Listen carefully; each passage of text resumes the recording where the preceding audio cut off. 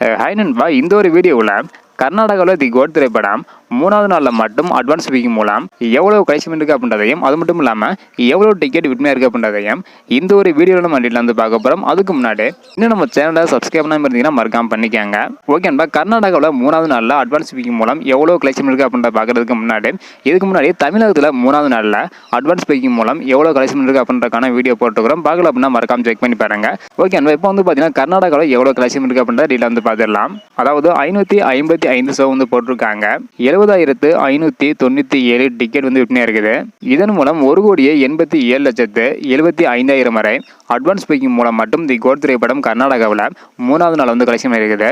இது online booking மட்டும்தான். மற்றபடி ஆஃப்லைன்லேயும் நல்ல ஒரு கலெக்ஷன் வந்து பார்த்தீங்கன்னா தி கோட் திரைப்படம் வந்து பண்ணியிருக்குது.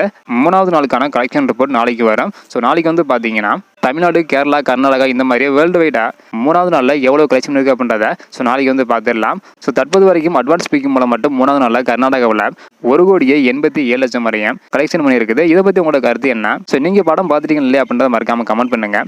இந்த வீடியோ பார்த்தீங்கன்னா மறக்காமல் எல்லாருக்குமே ஷேர் பண்ணுங்கள். ஓகே அன்பா, தேங்க்யூ.